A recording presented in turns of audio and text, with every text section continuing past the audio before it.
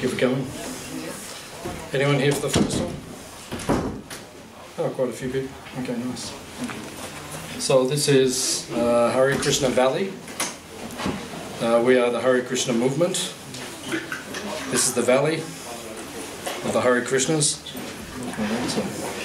So our prime activity here is to absorb oneself in the chanting of the Hare Krishna mantra, as we just did. We all danced and chanted together. This chanting is called the peace formula for the world. Everyone wants world peace, but unfortunately no one can attain it. Everyone's trying. They have the United Nations regularly meeting. They're forming committees and governments all over the world to establish world peace. But it always remains out of our grasp or our reach. So actually what we did just then, that is called kirtan, chanting of the Hare Krishna mantra, that is the peace formula. If we get the whole world dancing and chanting together like this, the whole world will be peaceful. Right? Hands up if you feel peaceful right now. Okay, that's pretty good. 99%.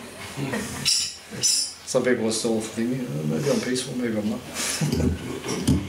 But actually this is the peace formula, because the words of the Hare Krishna mantra, it's made up of 3 words, Hare, Krishna and Rama. Yeah, very simple. It's in a particular order, the 16 words in the mantra. The word man means mind, tra means to release. So a mantra is a spiritual sound which releases your mind from material activity and material conception, material bondage.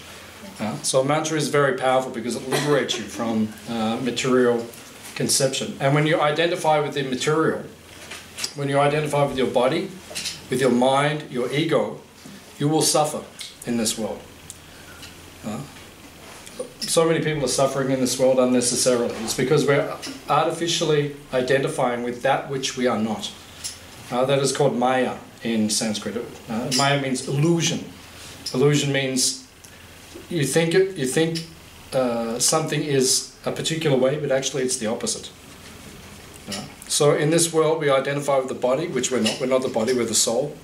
We identify with the mind, which we're not, we're the soul. We identify with the ego, we're not the ego, we are the soul.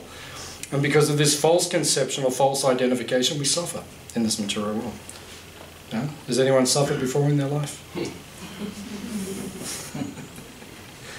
Everyone puts up 2 hands. Yeah, suffering.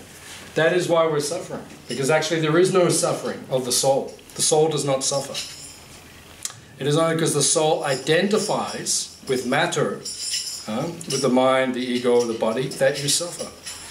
If you can transcend your suffering or transcend your identification, you will not suffer anymore. That is the higher level of consciousness we're trying to go to. So when we chant, like we're all chanting before, we were liberated. Liberated from the mind, the intelligence, and the ego. And then everyone felt, I could see everyone felt peaceful and blissful and happy. And if you don't, we'll give your money back. Hare Krishna movement has a money back guarantee. If it doesn't work, have your money back, no problem. So it leads us to higher consciousness. Now the 3 words, Hare, Rama and Krishna. Hare refers to the feminine aspect of the divine. Krishna and Rama, they symbolize or they represent or they are the masculine aspect of the divine. Because in our theology or our philosophy, we identify both the both the feminine and the masculine aspects of the divine. So you'll see in our pictures, just like you'll see at the back there in the picture, you see Radha and Krishna. We don't just worship God as a man or male energy, but we identify both are there. God is male, and he's Krishna, the bluish cowherd boy depicted in the pictures, and he has his female counterpart who is eternally with him, the supreme goddess, Radha. So her name is Hare. So we're chanting Hare Krishna. So we're asking the feminine and the masculine aspects of the divine, of the supreme, of God, to engage us in their service. Because that is why we are created. Why do we exist? Why are we here? Anyone like to venture a guess? Why do we exist? Have you ever asked yourself this question? No? Everyone's just waiting for lunch. No one's Maybe self-realization. Yeah, why do we exist? Why? Has anyone ever asked yourself, why am I here? Why do we exist? To know who I am, what is my purpose. Yeah. Yeah. I mean, that's the purpose of existence, to find out why we exist. Why are we here? What are we created for? What is our purpose? For everyone, because we are the soul, we are all individual souls, part and parcel of the Supreme. We all exist for this one reason, to serve. Seva in Sanskrit, and in English we say to serve. And that's all, if you analyze your life, that's all you're doing, you're serving. But most of us are serving objects or people or communities or societies or countries or nations or persuasions which are not who we actually are, or who will not give us ultimate satisfaction. Just like you see, the whole world is serving so many identities, but the world, people are not feeling complete within themselves. We feel complete when we serve the Supreme, the Divine, Krishna, the Supreme Lord. When our service is focused on that, then we become completely satisfied. That is the goal of life. So, at this point in time, we serve, but we serve so many different causes, and we're not feeling that ultimate satisfaction. So when we're chanting the mantra, we're praying for service to the Divine. And then here at Hare Krishna Valley, we're showing people, okay, now you're asking for that service. Now, you're given the opportunity to do that service. That's what this whole valley is for, 200 acres in the forest, a piece of paradise within the Otway Ranges. The purpose of this is to spiritually progress. So we engage everyone who comes here into serving the Divine, serving the Supreme. It is a meaningful existence. Just like today, I could talk about anything, but I'll talk about things which are related to spiritual service. That is the purpose of our existence. That's why the soul exists. Otherwise, we could talk about so many things, but it doesn't really matter at the end of the day. We could talk about the weather. What's the weather like? If you ask Robin Williams in Good Morning Vietnam, what's the weather like? Hot. Damn hot. And if you come to Bambara today, what's the weather like? Cold. Damn cold. So we can talk about the weather, we can talk about politics, we can talk about so many things. World Cup, soccer. It doesn't really make a big difference. But if we speak about something essential, something spiritually uplifting, then that will raise our consciousness to a much higher frequency. And then we'll find the happiness that we're looking for. So that's why we chant this mantra. That's why we were chanting this mantra before. So I'll just ask, does anyone have any questions or comments which you'd like to ask a member of the Hare Krishna movement? When people come here, they quite often want to ask a question, so if you have something. Madam? What it means Rama? Rama, yeah. The word Krishna means one who is all attractive. The word Rama means the source of all pleasure. Because all of us are looking for pleasure. In Sanskrit, it is said, Ananda Mayo Vyasat. Ananda means bliss. All of us are searching for happiness or bliss. That's why we exist. And the ultimate source of happiness or bliss is the Supreme Energy, the Supreme Person. So Rama is one of his names. He gives pleasure or bliss to everyone. You'll see in the pictures, Krishna is there, and everyone's surrounding him, and he's giving pleasure or bliss to everyone. You see all the gopis in the picture at the back. They're all dancing with him. So when you come to him, he likes to dance. Just like Karl Marx. Have you heard of Karl Marx?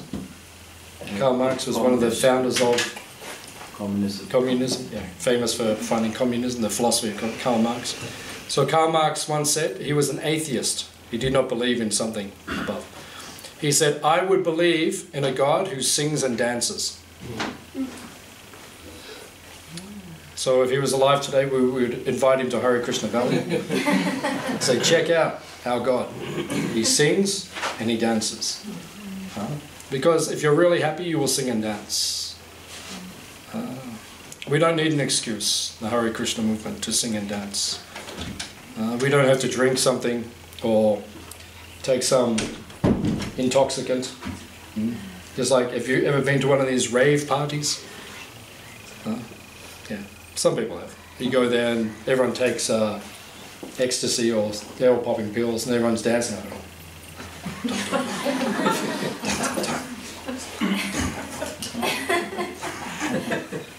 I've been to these, not participating but viewing. Sometimes we cook the food, they ask us to come and cater. So when everyone comes down, they can't come over and they eat something and they go back and they go.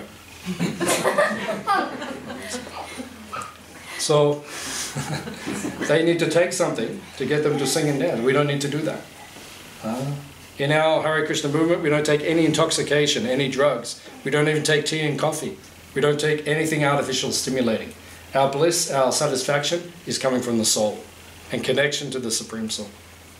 So we just dance and chant. We can dance and chant for hours on end. What's the longest any of you have ever danced and chanted for? In one go. So a few Hare Krishnas here. What's the longest you've ever? Once I did 6 hours. Wow. Non-stop. Just 6 hours, just going. And we didn't lose energy. Yeah, get a little bit tired by the end of it. And then go and have some Hare Krishna food and then start again. Dancing and chanting in ecstasy. Because we don't need something artificial to make us happy. When you're happy, the soul will sing and dance automatically. So the word Rama means the source of all pleasure, when he gives pleasures. Any other question?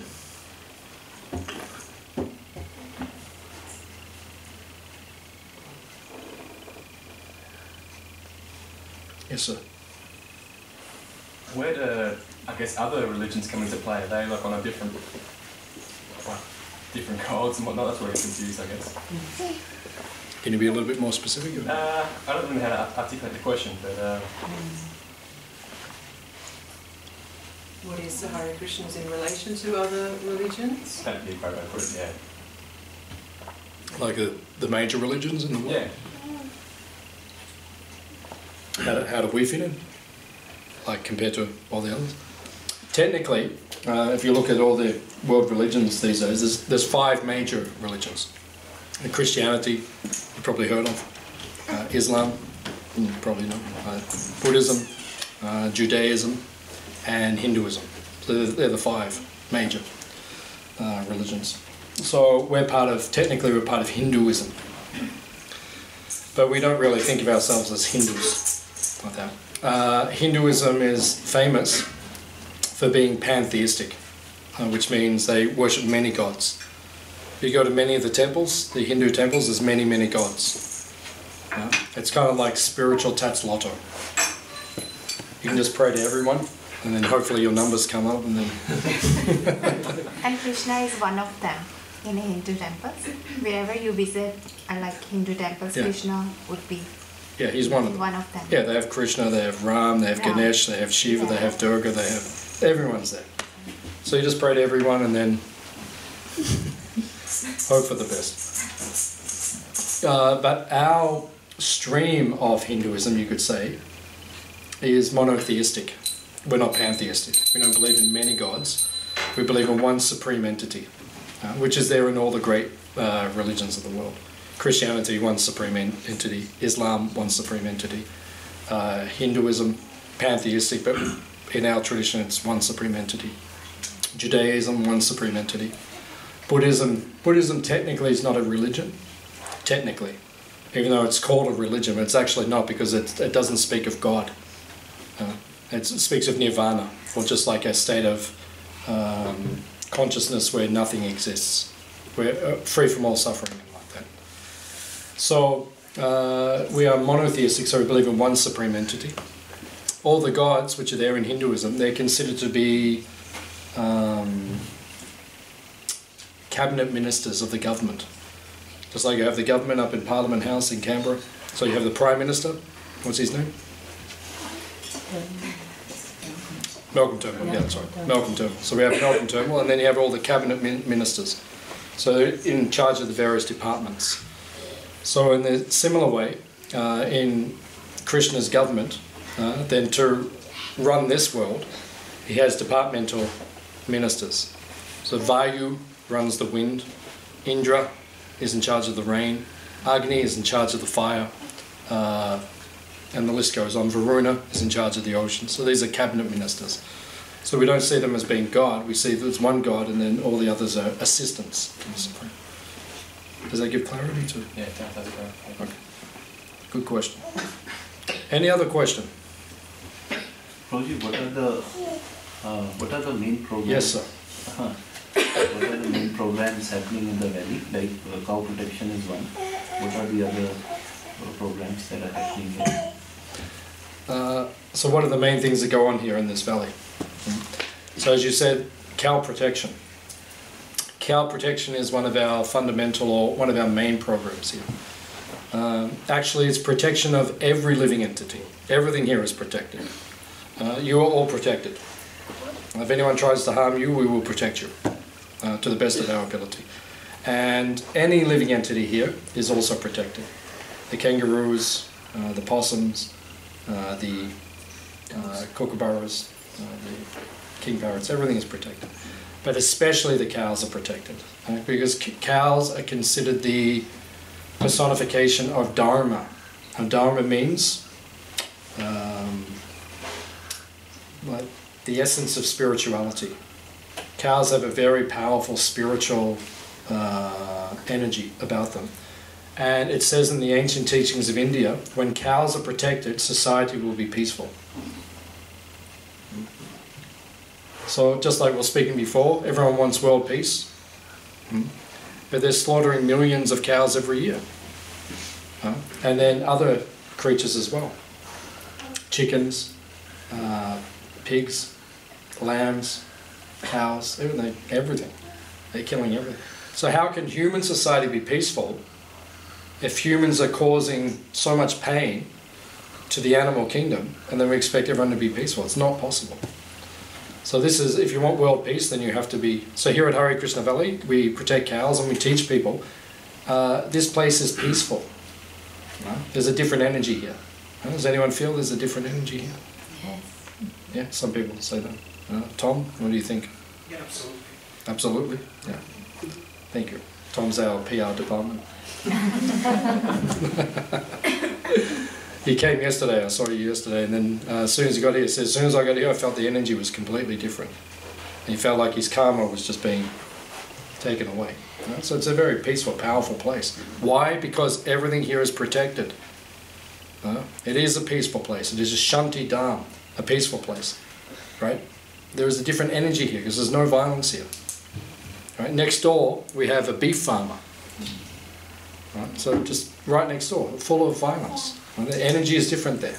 And all his cows are always trying to get over here. Seriously. They're all trying to get over here because they know. Where would you rather live? So that's why. So one of our main things is cow protection. What are some of our other programs? Chanting, dancing and feasting. That's one of our main programs here. We chant, like we did before. Why? Because it connects you to Krishna, to God, and you feel blissful. We dance. Well, we can't help ourselves, we just start doing it. We try to control ourselves, but it's not working. Dancing, chanting, and feasting, which we'll do soon. There's some feasting.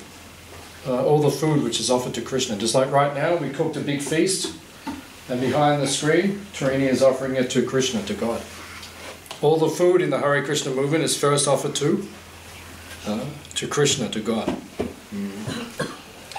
Because what we're teaching here is Bhakti Yoga. Bhakti Yoga means the spirit of devotion. Instead of cooking and just wanting to eat it ourselves, which is a selfish act ultimately, we cook the food but then we first offer it to Krishna in thanks. Please, you enjoy it. And then he blesses it and it becomes spiritually purifying.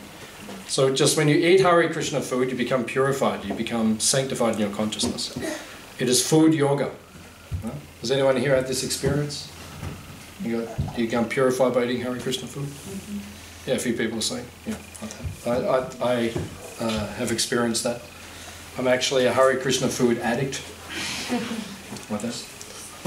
I just like to eat Hare Krishna food because it's blessed, it's purified. It purifies me just by eating it. So I take it as much as I can, at least once a day. Sometimes we fast, but generally we take. So there are some of the activities here. One of the other main activities here is retreats. So we bring people here and they can live with us for 2 or 3 days, usually on a weekend.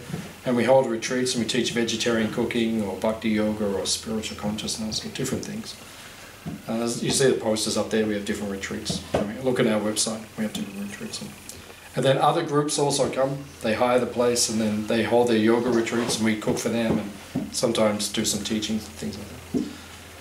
So these are some of the activities we do here. We also do organic gardening, grow organic vegetables. That's also very good. What else do we do here? Teach philosophy. Teach philosophy, yeah. Teach people how to live in a spiritual way, which is what we're doing now. Sharing our knowledge for the benefit of the world. One of the countries, I was trying to think which one it was. I think it was Sweden, I heard recently. The government has hired a person who is independent of the government, and they've given him, I think the title of his position is something like philosopher or something. And all he has to do, his role is, as a independent consultant, any bills which are passed by the government or which are discussed, he has to comment on them from a independent position before it's passed as a legislation. So that's kind of what we do, except they don't listen to us in Australia. But if they did, we could fix things up very quickly. First thing we do, close all the abattoirs. What's the government doing at the moment? They're funding the abattoirs. First thing we would do. That's why we may not be as popular as we could be, because we don't compromise. A lot of people these days like to compromise. Even the other spiritual groups, they compromise. I went to the Buddhist Center. There's a Buddhist center just 15 minutes from here, so I went over to visit them a few years ago. I was speaking to the monks, and I said to one of them, I said, "Are you vegetarian?" And he said, "You don't have to be." He said, "It is good if you can be, but it's more important to be a good person." We would never say that. We would say, "No, you must." We will not compromise these things. Because what's the definition? You're a good person, but you kill animals, or you'll pay other people to kill animals, then like that. Okay, yeah, of course you're a good person, but do we want to take it to the full extent of what real goodness is? So we don't compromise on these things. That's why the government may not ask us to be their philosophers. Because we'll say things which may not be so popular. Sometimes the spiritual teachers say things which are not popular. Have you heard of Jesus? Yeah. He wasn't a particularly popular man. You go back 2,000 years ago, he's popular now. You go back to, he wasn't very popular. Because he was saying things, they didn't like it. And what did they do to him? They tried to assassinate him, kill him, murder him, persecute him. And he didn't die on the cross. They say, "Oh, he died on the cross." He didn't die on the cross. It's a fact. He was not dead. He was a mystic yogi. Between the age of 12 and 30, in the Bible, there's no mention of what he was doing. We believe he was in India. He was a powerful yogi. He didn't die up there on the cross. He came down. It says in the Bible, when they put him in the tomb, they put the shroud on him, they covered his wounds with aloe. Aloe means aloe vera. You don't put that on a dead person. That's a regenerative balm. He wasn't dead. His wounds were still flowing. And then he healed himself. It says that he lived, he went out, he travelled, he continued to teach. And it is said that his tomb, some people say, is in Kashmir, northern India. Like that song. So sometimes we're not popular because we say things. So this is what we do at Hare Krishna Valley. Maybe we make unpopular statements. And that's it. Any other questions?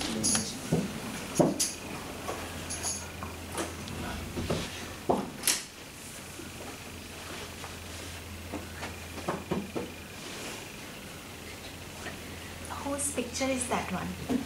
Whose picture is that one? Over there? Yeah. On the seat of honor? Yeah. Yeah, that is Swami Prabhupada. Srila Prabhupada is the founder of the Hare Krishna movement. Yeah.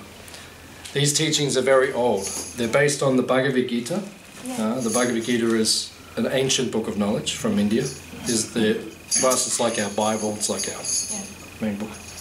We have copies for sale in the shop, just at the back. So if you're interested, the shop's open after the feast if you want to read more and understand more. Many books we have. So the Bhagavad Gita is 5,000 years old.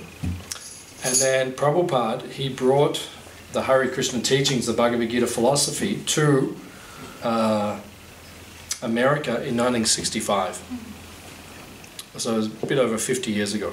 So he brought these ancient teachings from India and he brought them into the Western world, and he's the founder of he's the one who brought the teachings.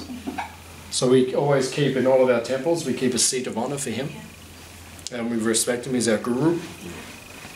And if you go to our temple in Albert Park in Melbourne, there's a statue of him there. A very lifelike statue. So all over the world we offer him respect. The basic point is that in spiritual life you need a guru. Krishna mentions this in the Bhagavad Gita, in the 4th chapter, 34th verse. What is that verse?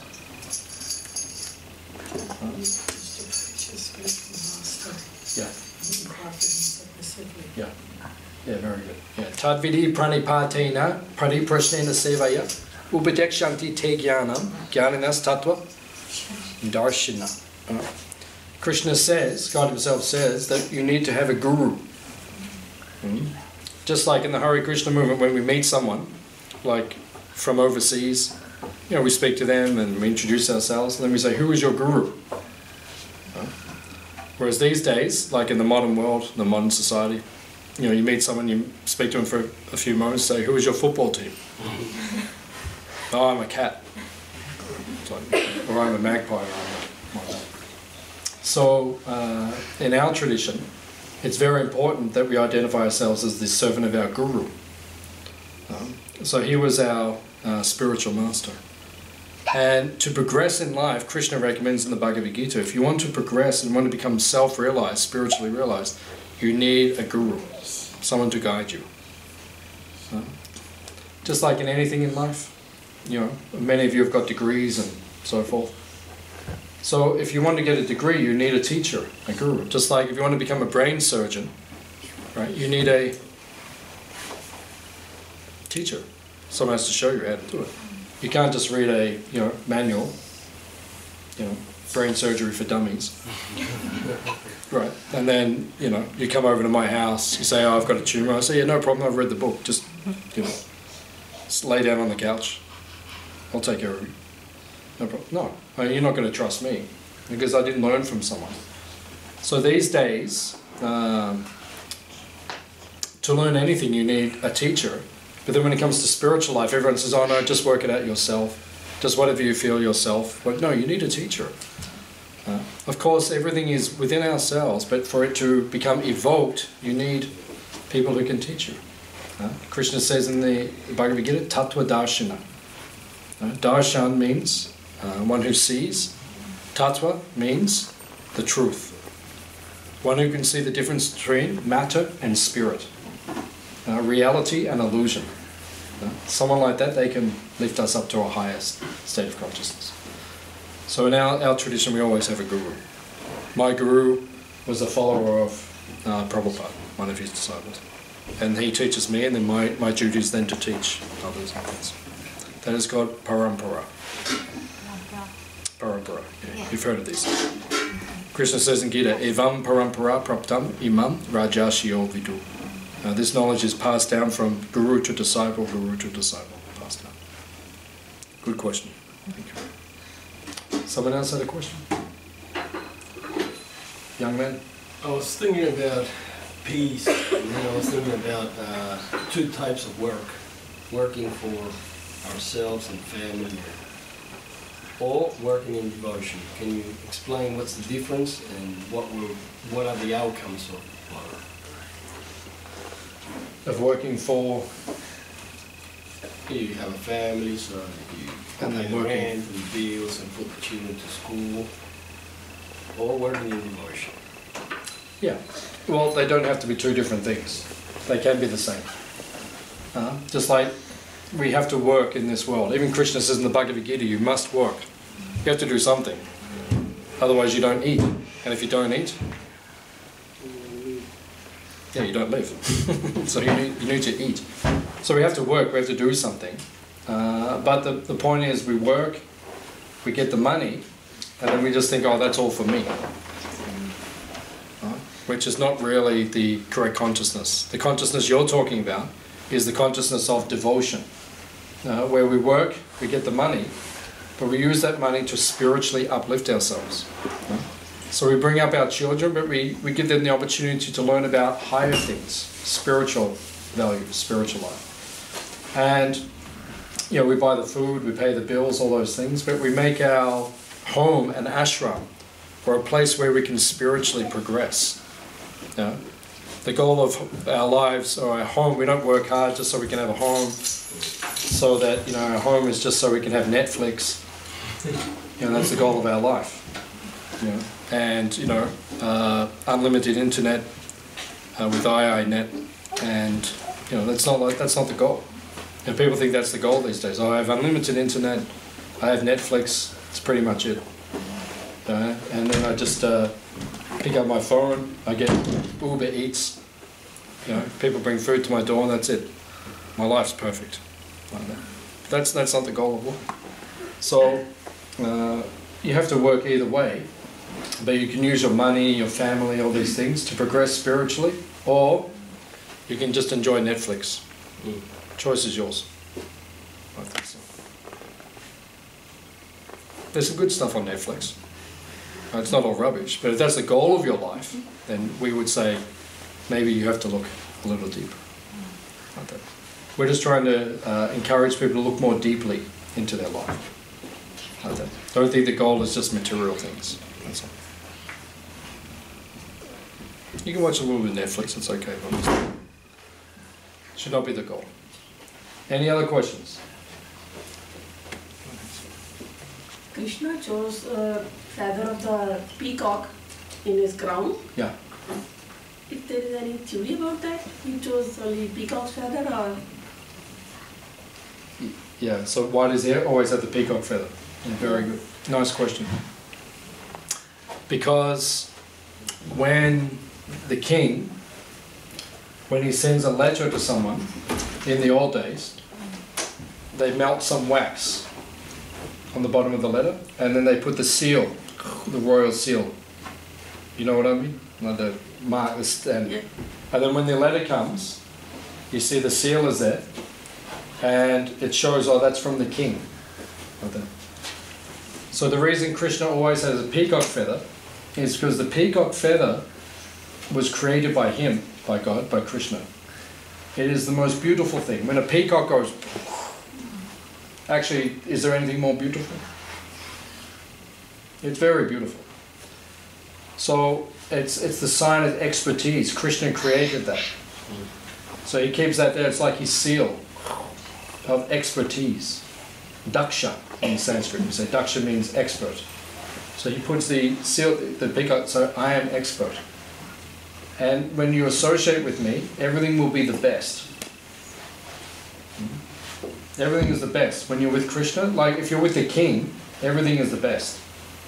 Because everything, they eat off gold plates and they have such nice food and everything, because they are the king, the queen, they have the best. So Krishna is saying, if you are with me, you will have the best. Just like in this world, which food is the best?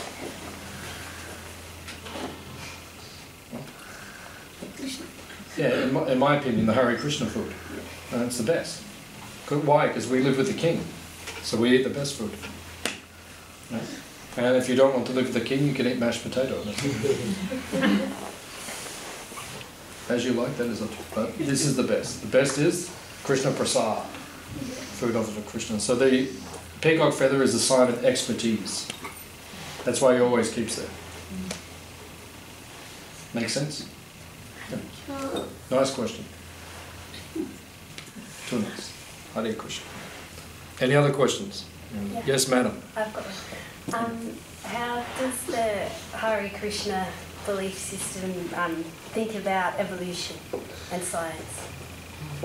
What do we think of evolution and Yeah. science? Yeah, How does that fit into like the idea that Krishna created everything. things? Yep. Nice question. Yeah, so how does evolution and science fit into the Hare Krishna tradition? Yeah, very, very good question. We are not evolutionists, we are creationists. So the idea of evolution does not really fit in. The person who is attributed to inventing or coming up with the concept of evolution, his name was Charles Darwin. He himself, if you read The Origin of the Species, which was his original work, which you may have read, but his original work, he says in the Origin of the Species, his paper, he says, the theory as it stands is not yet proven. So there's no proof of evolution. We can't prove it. There's no proof. We would say the reason you can't prove it is because it's not the way it was done. Like that. He himself wrote this theory, and now when I went to school as a kid, it was called, the teacher on the board, I remember when I was in science, he wrote on the board the theory of evolution, but it was never really taught as a theory. It was kind of taught to us like this is the way it was. But they should have said in the beginning, well, some people believe like that, some people believe like that, but it's not.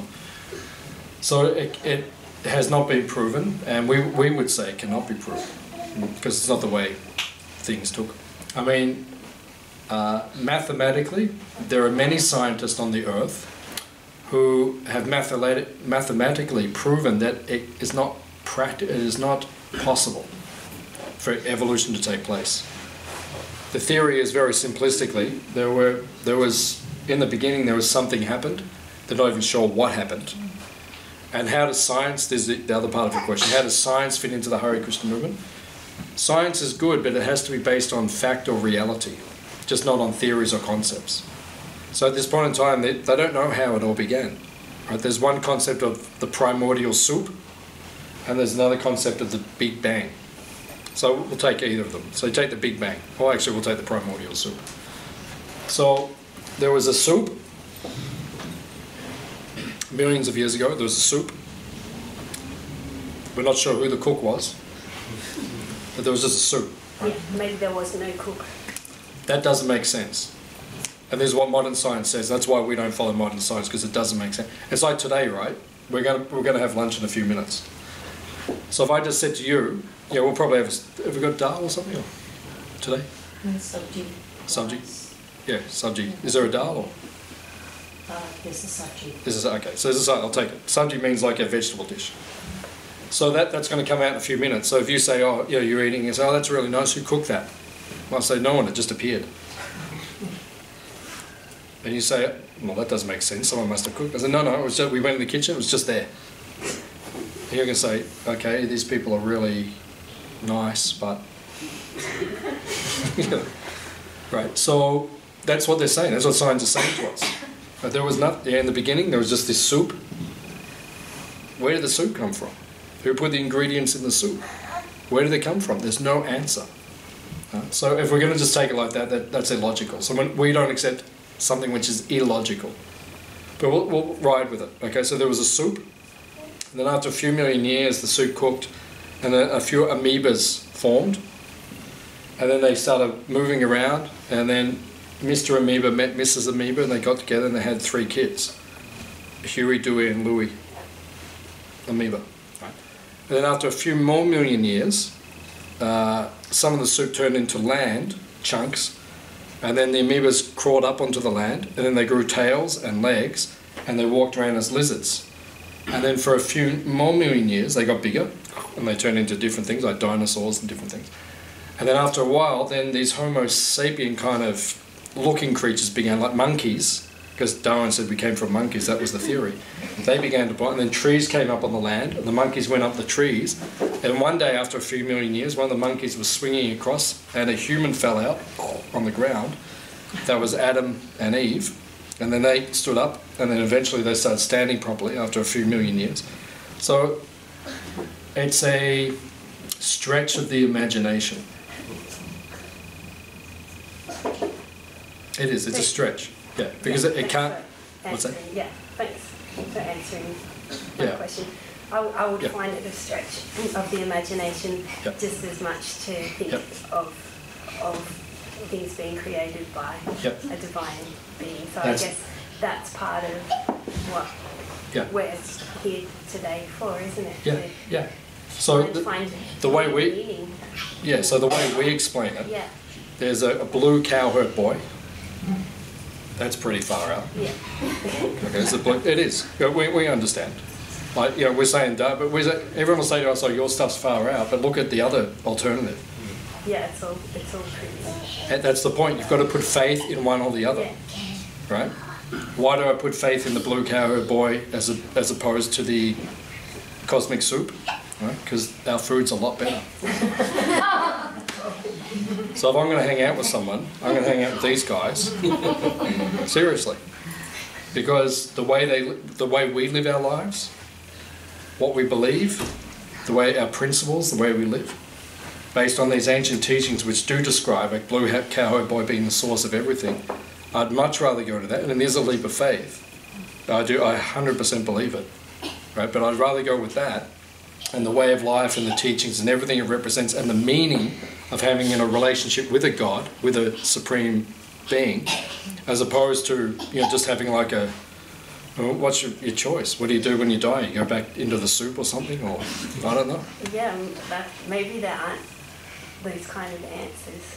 Maybe there aren't those kind of certainties about where things came from. And no, so maybe like part of being a human is being all right with not knowing, like because we are.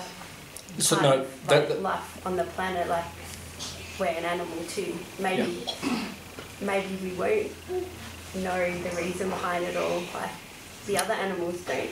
So that's a choice. Yeah, maybe. That's a choice. Yeah. It's not a choice I want to make. Yeah. You know, I made a choice years ago. I want to know the answers, and I believe I've found the answers. And like you say, for you maybe, or for others, that's not important. So we respect that. You know, if for you it's just you can go through life and maybe we won't know, that doesn't sit well with me at all. I want to know. Why am I here? I want to know what this is all about.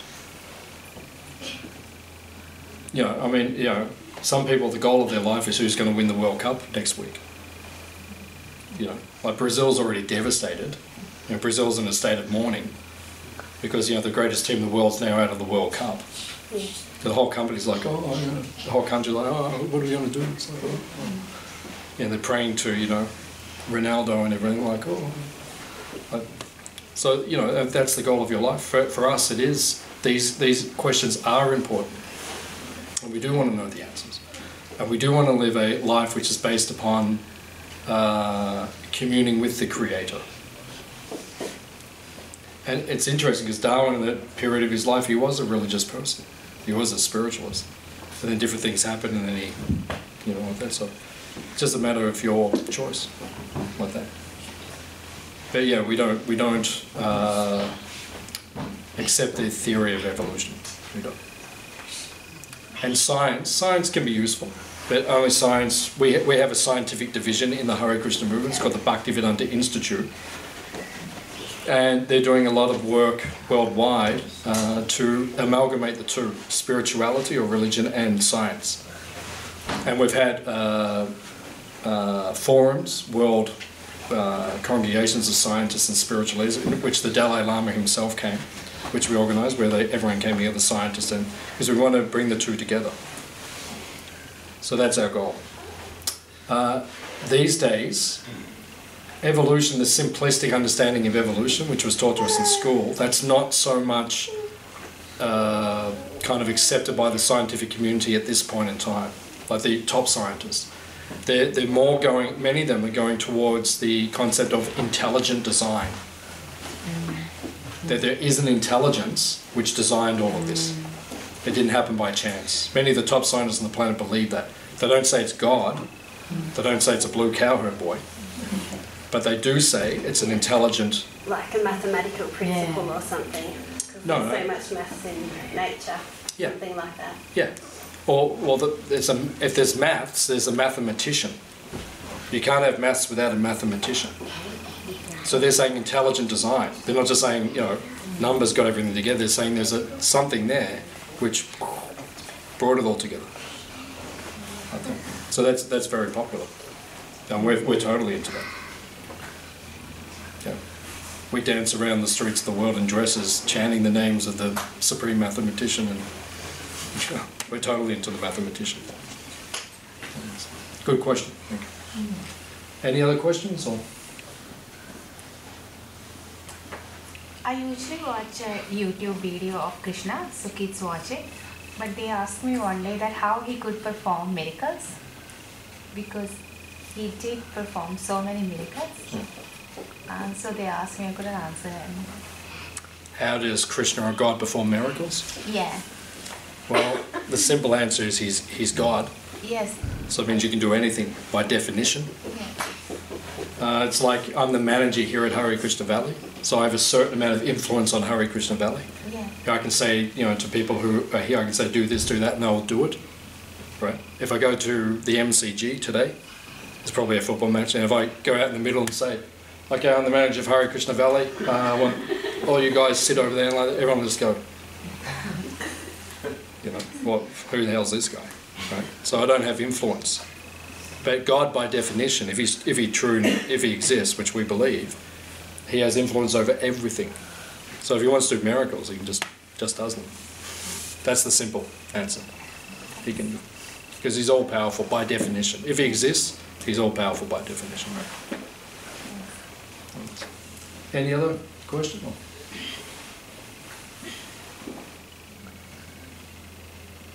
Yes, madam. For experience Hare Krishna in chanting, if you can experience Krishna in chanting. Can we? Yeah. Yeah, when we chant the mantra, the Hare Krishna mantra, we feel God's presence, Krishna's presence. So actually that's the main way that we experience. It's called yoga or communion. And we actually connect to him through the chanting. That's the main way. That's why when we chant we feel very blissful, because we feel his presence, and then we feel he is there. And we chant for 2 hours a day in meditation on our beads, so that we can be with him as much as possible. And actually we're encouraged to chant even more than that. That's the minimum that we chant. We try it as much as we can during the day. You want to add anything to that? You say now Krishna is to experience. If we chant, we can get the experience. Yeah, if you chant, then you'll experience. Yeah. Yeah, because I was brought up and, you know, I had certain understandings, but then when I began to chant, then things became very clear. I can see things very clear. So I can understand certain things now, which I could not understand before I began chanting. Any other question?